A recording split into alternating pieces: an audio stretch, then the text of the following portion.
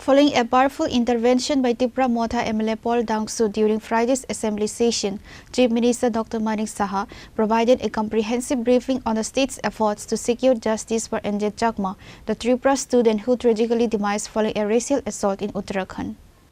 MLA Paul Dangsu brought the House's attention to the deep-seated grief and anger within the indigenous community, demanding to know the status of the investigation and the safety of other students from Tripura studying outside the state. He emphasized that the state must act as a guardian for its youth.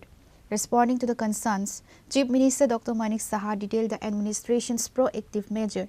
The CM confirmed that he has held multiple high-level discussions with Uttarakhand CM Pushkar Singh Dhami, insisting that the case be handled with the utmost priority.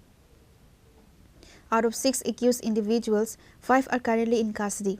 A reward of Rs 25,000 has been announced for the capture of the prime suspect, Yagyaraj Awasthi, with a lookout notice issued to prevent his escape across the border. The Tripura government has sanctioned an ex gratia of Rs 5 lakh for the bereaved family, supplemented by contributions from the Uttarakhand government and the TTADC. মাননীয় অধ্যক্ষ মহোদয়, গত 13 March 2026-এ মাননীয় বিধায়ক পল দাংশু মহোদয় যে আমাদের প্রয়াত এঞ্জেল চাকমার বিষয়ে আমার দৃষ্টি আকর্ষণ করেছিলেন। আমি বলেছিলাম বিষয়টা আমি জেনে আমার কাছে জানা ছিল, কিন্তু মানে একদম লাইন বাই লাইন বা কি সবকটা তো হঠাৎ করে বললে হয়তো বা কোনো জায়গায় যদি আবার ভুল তথ্য দিই তাহলে ঠিক হবে না। এর জন্য বললাম আমি পরে বিষয়টা জেনে আমি পুরোটা আমি জানব। তো আজকে আমি এই বিষয়ে আপনাদের জানাতে চাই মাননীয় অধ্যক্ষ মহোদয় যে মাননীয় শ্রীমতী শান্তনা চাকমা এবং মাননীয় বিধায়ক শ্রী শম্ভুলাল চাকমা ওই 13ই মার্চ আমাকেও কিন্তু ওনারাও কিন্তু দৃষ্টি আকর্ষণ করেছে। আমার ইয়েতে গিয়েছিল, আমার রুমে গিয়ে ওনারাও বলেছেন যে বিষয়টা স্যার একটু দেখবেন। আর ওনারা কিন্তু কন্টিনিউয়াস এই বিষয়ে ওনাদের ফ্যামিলিদের সাথে কিন্তু কন্টিনিউয়াস যুক্তও ছিলেন। না প্লিজ রুমে গিয়ে বললে একটা এখানে আপনি মেনশন করতে পারবেন না। শুনুন না, হাউসের মধ্যে পল দাংশু স্থাপন করছে, বললে হিজ নেম উইল বি। আর বিষয়টা তো আরে ওই দিনই বলছি অ্যাসেম্বলির মধ্যে আমার রুম মানে কি আমার তো বাড়ির রুম না, রুমে আরে রিপোর্ট আমরা বিষয়টা তো বলতে পারে না। আরে তো যে কোনো জিনিস বাইরের থেকেও তো আসতে পারে, অনেক জিনিস রিপোর্ট আমরা করি না এখানে। তো সব কি বিধানসভার ভিতরে সব কিছু হয় নাকি? বাইরের জিনিসও তো এখানে আলোচনা হয়। এঞ্জেল চাকমার মৃত্যুর পর সরকার পক্ষ থেকে কি ব্যবস্থা গ্রহণ করা হয়েছে, ব্যাপারটি এঞ্জেল চাকমার মৃত্যু সম্পর্কে যা খুবই যেটা বলা হয়েছে একটু আগে আলোচনা হয়েছে, খুবই হৃদয় বিদারক এবং স্পর্শকাতর বিষয়। এবং আমরাও অনেক যে ব্যবস্থা নিয়েছি আজকে আমার যে এখানে আমি যে স্টেটমেন্ট দিচ্ছি এর মধ্যে আপনারা জানতে পারবেন। এঞ্জেল চাকমার মৃত্যু সম্বন্ধে আমি বলতে চাই যে সেদিন উক্ত ঘটনা ঘটে সেদিন আমি নিজে ব্যক্তিগতভাবে খোঁজখবর নিয়েছি। আমি ঘটনা ঘটার সাথে সাথে 29শে ডিসেম্বর 2025 তারিখে উত্তরাখণ্ডের মাননীয় মুখ্যমন্ত্রী শ্রী পুষ্কর সিং ধামির সাথে আমি কথা বলেছি। পরবর্তী সময়ে আবার উত্তরাখণ্ডের মাননীয় মুখ্যমন্ত্রী শ্রী পুষ্কর সিং ধামি মহোদয়ের সাথে যোগাযোগ করলে উনি আমায় আশ্বস্ত করে বলেন যে যারা এই ঘটনার সাথে যুক্ত রয়েছে তাদের বিরুদ্ধে কঠোর পদক্ষেপ গ্রহণ করা হবে, এমনকি যারা পলাতক রয়েছেন তাদেরও খুঁজে বের করার সমস্ত রকমের প্রয়াস উনি করবেন, সে আশ্বাস আমাকে দিয়েছেন। আমি আরও বলতে চাই যে গত 30শে ডিসেম্বর 2025-এ আমার নির্দেশ অনুসারে মাননীয় মন্ত্রী শান্তনা চাকমা মহোদয় এবং শ্রী টিঙ্কু রায় মহোদয় মাননীয় মন্ত্রী ওনারা দুজনেই মাছমারাস্থিত এঞ্জেল চাকমার বাড়িতে যান এবং ওনার শোক সন্তপ্ত পরিজনদের সাথে দেখা করেন এবং রাজ্য সরকারের পক্ষ থেকে সমবেদনা জ্ঞাপন করেন। ওই দিনই ত্রিপুরা সরকারের পক্ষ থেকে 5 লক্ষ টাকা আর্থিক অনুদান এবং উত্তরাখণ্ড সরকারের পক্ষ থেকে 4,12,500 টাকা চেকের মাধ্যমে এঞ্জেল চাকমার পরিবারের হাতে তুলে দেওয়া হয়। পয়সাটা ইম্পর্টেন্ট না, কিন্তু যেহেতু এই ধরনের, কারণ পয়সা দিয়ে তো আর ফেরত পাওয়া যাবে না, কিন্তু আমাদের তরফ থেকে মনে হলো যে কিছুটা যদি আমরা যে সন্তপ্ত ফ্যামিলিকে যদি হেল্প করা যায়, সেই কারণেই আমরা যেরকম করেছি আমাদের সরকার সেইভাবে উত্তরাখণ্ড সরকারও কিন্তু সেই কাজটা করেছে, আমি তাই এটা উল্লেখ করলাম এখানে। গত 14ই জানুয়ারি 2026 আমি নন্দননগর স্থিত এঞ্জেল চাকমার বাড়িতে যাই এবং ওনার শোক সন্তপ্ত পরিবার পরিজনদের সাথে দেখা করি। এর আগেও আমি যখন ওইদিকে ওনার বাড়ির এই দিকে যাচ্ছিলাম আমি নর্থে, তখনও আমি খবর নিলাম যে উনি আছেন কিনা, তাহলে ওনার বাড়িতে যাব। কিন্তু পরে আমাকে জানানো হলো যে না, উনি আগরতলায় চলে এসেছেন। এর জন্য আগরতলাতে এসেই ওনার বাড়িতে আমি যাই। আমার নির্দেশ অনুসারে, আমাদের সরকারের যে নির্দেশ সেই অনুসারে এঞ্জেল চাকমার অন্ত্যেষ্টিক্রিয়া অনুষ্ঠানে মাননীয় মন্ত্রী শ্রীমতী সান্ত্বনা চাকমা মহোদয়া উপস্থিত ছিলেন এবং পরবর্তীকালে শ্রাদ্ধানুষ্ঠানে উনি উপস্থিত ছিলেন। গত 29শে জানুয়ারি 2026 আমি আবার উত্তরাখণ্ডের মাননীয় মুখ্যমন্ত্রী শ্রী পুষ্কর সিং ধামির সাথে কথা বলি এবং তদন্ত প্রক্রিয়ার সম্বন্ধে খোঁজখবর নিই। এই ঘটনা সম্পর্কে বিস্তারিতভাবে আমি বিধানসভায় বলতে চাই যে ঊনকোটি জেলার পেচারতোল থানার অন্তর্গত মাছমারার বাসিন্দা এঞ্জেল চাকমা, যার বয়স মাত্র 24 বছর, পিতা শ্রী তরুণ প্রসাদ চাকমা বিএসএফে কর্মরত, বর্তমান ঠিকানা দেবরাম ঠাকুরপাড়া, বুজ্জংনগর থানা, পশ্চিম ত্রিপুরা, যিনি দেরাদুন উত্তরাখণ্ডের জিজ্ঞাসা university MBA master of business অ্যাডমিনিস্ট্রেশনে অধ্যয়নরত ছিলেন। এঞ্জেল চাকমা বিগত 9ই ডিসেম্বর 2025 ইংরেজি তারিখে দেরাদুনের সেলাকুই এলাকায় এক নৃশংস হামলায় গুরুতরভাবে আহত হন বলে অভিযোগ। গৃহীত তথ্য অনুযায়ী এঞ্জেল চাকমা এবং তার ছোট ভাই মাইকেল চাকমা বাজার করতে গিয়েছিলেন।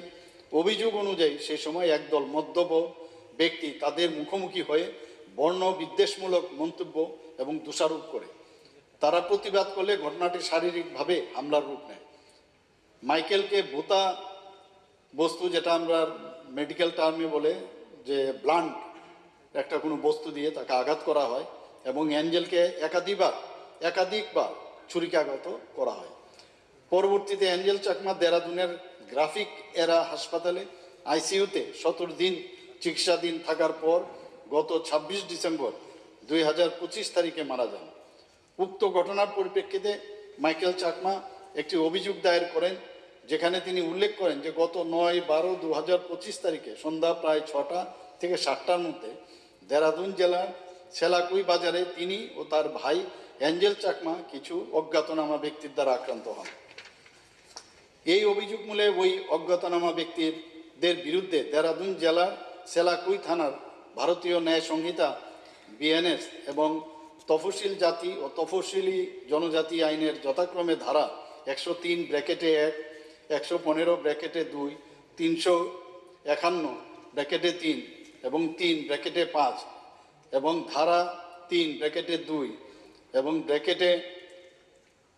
(5) রোমান এবং (5A) এই একটি মামলা রুজু হয় এবং মামলা নাম্বার হচ্ছে 151/2025।